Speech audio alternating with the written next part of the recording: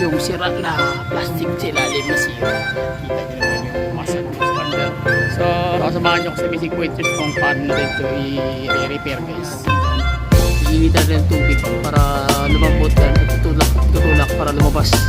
Then pag kinamay mo hindi talaga kaya.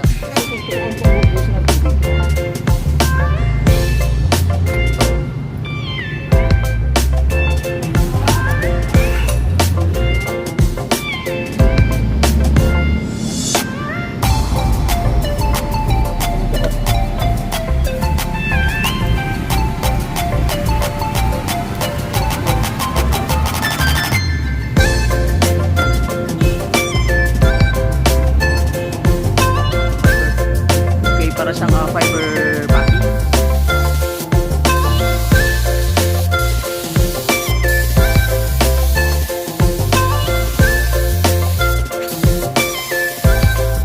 Anyways, ito natin yung fog-light assembly.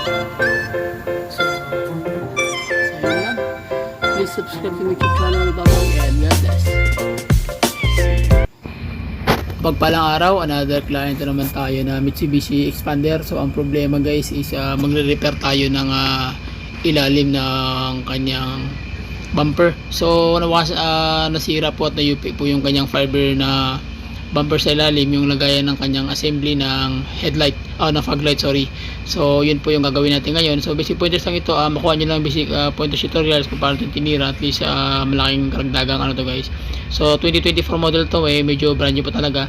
So sa atin kumaga in-interest ni ma'am. So kita nyo naman talagang iba na, wasak na rin yung kanyang holder bracket ng assembly ng kanyang fog light.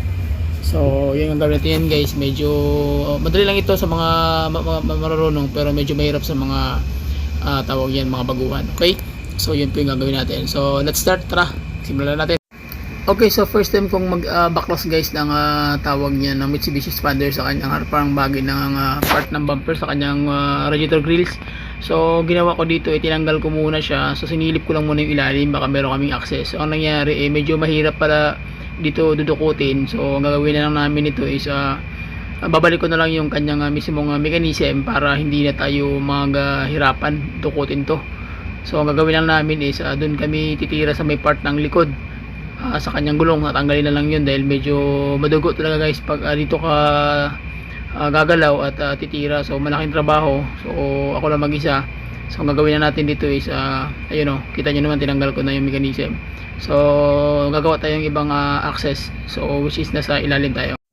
So ang gagawin natin is ibabalik na lang natin yung kanyang mechanism, pero late na lang yan guys pag nakamit na natin, naayos na natin yung sira sa ilalim. So ang ginawa natin ngayon nagbukas ako ng access dito sa ilalim, which is tinanggal ko yung mismo yung mga cover ng kanyang bumper sa ilalim, ng kanyang mga shroud, lahat. So yan, kilabas na yung kanyang radiator, yung kanyang wiper reservoir. So ayan, ayun ang sira guys sa dulo. So sira talaga yung kanyang bracket assembly ng kanyang fog light. So ayan, talagang buti may nakahawak pa. So yan yung titry natin. So wala natin gagawin, kailangan natin na palubugin o ibalik sa original na sistema itong mismong assembly ito. So for gumagana naman yung kanyang wiring, wala namang nasira. So ito lang talaga yung problema, yung bracket, para mabalik natin sa original na setup. So ang gagawin natin ito guys is magpapakulo na may na tubig. So yun ang gagawin natin, dandahan, step by step. So ayan na, kita na yung laman loob. So matigas talaga to dahil bumaloktot. Ang gagawin natin dyan, iinitan rin ng tubig para lumambot yan at tutulak para lumabas. Dahil pag kinamay mo hindi talaga kaya, sobrang tigas. So mahirap siyang ituwid. Okay, so gawin naman natin, ayan, kita nyo, isasabay natin sa pintura yan, pinturahan na lang din natin. Medyo madilim. Ayan. Okay, so tingnan yung ilalim. Ayan, tinanggal ko na rin yung system. Ayan, yung kanyang housing ng kanyang fog light. Ayan, sira na rin kasi ito. Ayan. So yung mga holder bracket nya putol-putol na rin. Ayan, ito putol-putol na rin. So i-repair na lang natin yan guys. Basic pointers tutorials pa rin para makita nyo paano mag-repair nito. Okay, so sige, let's do this.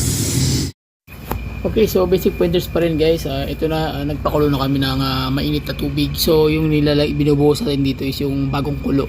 So kailangan kakakulo niya lang at tapos saka mo siya ibubuhos doon mismo sa portion kung saan yung matigas na plastic. Okay? Dahil sobrang tigas po nito pag once na ito ay na-blocked at hindi mo kayang ibalik ito kung hindi ka gagamit ng pampalambot nito.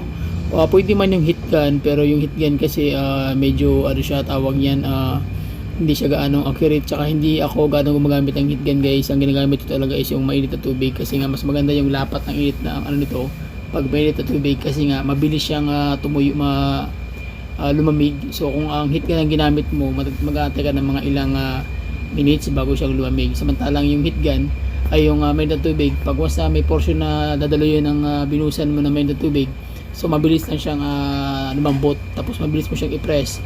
After ng press, bilang ka lang ng mga 1 to 5 seconds. Pag once na matanggal na yung tubig na binuhos mo, sasipa mo ng konti, so tumitigas agad yung kanyang fiber plastic. So mabilis kang makagawa ng paraan at hindi ka ganong matatagalan. So mas mabilis nga. Yun nga lang, medyo ano lang kasi mapapasok ka kasi nga kung hindi ka maingat, pasok ka talaga. Okay, so kailangan may idea ka nito kung paano mo siya titirahin ng mabilisan kasi nga mahirap po yan gawin kung halimbawa hindi mo alam yung sistema. Okay, so especially sa tubig na mainit, so mabilis na yan lumamig pag sa binuhos mo yan. So kailangan mo ng idea talaga dito. So maganda yung heat gun, pero problema lang matagal siyang matapos. Ito kasi pakyaw to hanggang matapos yung mamayang gabi. So kaya ano na, binibilisan ko lang guys. So yan ang gagawin nyo once na bumilog na yan o ano yung sistema. So ang gagawin nyo, dandahanin nyo lang yung circle kasi oblong na siya eh. So ang gagawin nyo dyan is kukunin nyo yung tamang bilog talaga na makuha mo yung alignment ng kanyang pagkaka-arrange ng kanyang alignment ng kanyang bilog. Okay, para pumantay doon sa kabila. So yun po yung mga sistema na basic pointers na dapat nyo makita at malaman. So simple lang ito, pero i-actual mo medyo mahirap. Pero kaya mo itong i-DIY, especially sa mga baguhan. So kita nyo naman na yan, hinawakan ko ulit yung ano para maano siya, sementro. Okay, yung kanyang alignment, especially sa bilog ng kanyang, yan mismo sa bilog ng kanyang ano, yung inner part ng butas. Okay.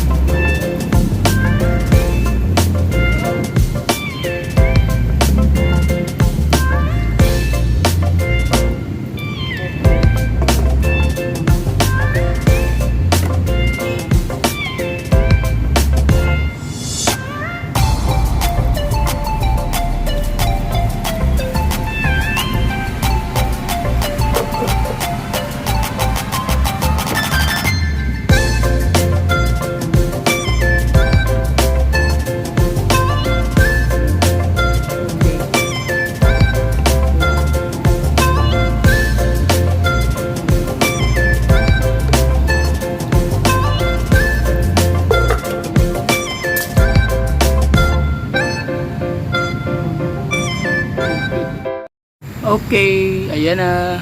So, kita nyo na guys. Pinabili ako ng email na tubig. Kung ano na kita nyo kanina. So, nagpakulo talaga ako ng tubig. Tapos binuhusan ko. As dandahan ka siyang magbe-bend. So, kailangan mo siyang i-timing din. Kung maglalagay ka ng bagong kulong tubig, kailangan ididiin mo kung ano yung portion na titirahin mo. Tapos, yun din yung bubuhusan mo. Hanggang makuha mo yung tamang kurbada niya. So, ito, na-damage talaga siya. So nilagyan ko ng pati. So bago ko nilagyan ng pati ay meron yung pandikit guys na nilagay ko, hindi ko na nabidyoan. Yung dumidikit sa fiber. Okay, para siyang fiber pati. So pagkatapos nun, nilagyan ko na naman ng pulitap. So dikit na siya dun sa fiber pati. Tapos pulitap na naman. Tapos diretso na. Okay. So ayan na, kuha na yung bilog na bilog. Sureball na. So pipinturahan ko na lang din. And then pati sa likod din, na-repair ko na rin yung kanyang holder. Ayan. So So makita nyo may lansag yan, pero ginamitan ko yan ng pandikit na mas makakapit sa 5 fiber glue na talagang dumidikit kahit sa metal. Pagkatapos yan, para sureball talaga, lalagyan ko rin ng lansag para sureball na hindi magkaiwalay yung kanyang holder bracket. Ayan, okay, para dito yung pagkakabitan nitong ito, tsaka dito tatlong screw bolt na paglalagyan. Okay, so sige, pipintura na natin, let's go. Okay, so ayan na, naka-prepare na yung natin titirahin. So meron ng dyaryo. So gagawin natin is magpa-primer na tayo ng kanyang matte color ang ilalagay natin dito guys. So naka-primer na ako, hindi ko lang na-videohan yung kung paano ko piniprepare yung pintura. So nakapatong na dyan guys yung dito, yung tawag na yung primer. Then after that, isusunod na natin yung kanyang tatawag na paint mismo na matte black. So matte black lang po yung ilalagay natin dito guys. So magtatanong kayo bakit kinapalan ko na. So makapit naman kasi yung pintura na pinili natin dito, kaya hindi siya nalalaglag. Pag kailangan balance na talaga yung lapat ng hangin tsaka ng paint para hindi siya nahuhulog. Kahit gano'n mga kapal guys, walang problema yan. Mahalaga alam nyo lang yung paano timplahin yung hangin tsaka yung buga ng kanyang pintura. Okay, so parang makina lang yan kailangan alam mo yung mixture ng hangin tsaka ng fuel. So kung makukuha mo yun, same lang sa paint. So kahit hindi ka ganong magaling, basta alam mo lang yung ratio, panalo na. Okay, so ayan na guys yung tira natin. So basic pointers lang yan, mahalaga makuha nyo na kung paano tinira. Okay na, so sige, background basic point tayo guys para diretso tayo. Let's go. So pintura na natin guys.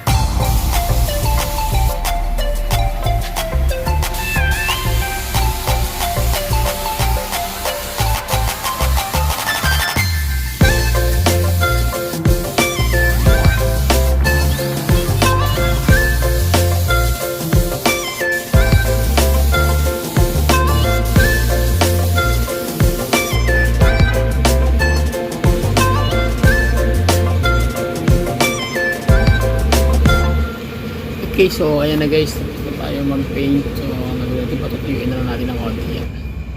So ayan na, tuyo na siya. So hindi pa siya totally na dry talaga kasi gabi na tayo nag-paint. So kailangan to ng mga ilang oras pa para totally din siya mag-dry.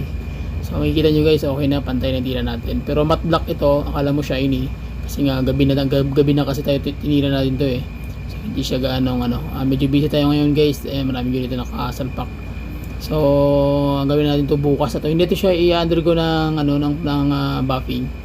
Okay, so makikita nyo naman yung loob yan. Okay na rin yung sa ilalim. Kinabit ko na rin yung kanyang main bracket para dire-diretso na. So nakabit na rin yung buong system yan guys. So tatanggalin natin ito yung konti para sureball na okay yung gawa natin. Okay, so sige, break tayo yung konti. Okay, so ayan na siya, final.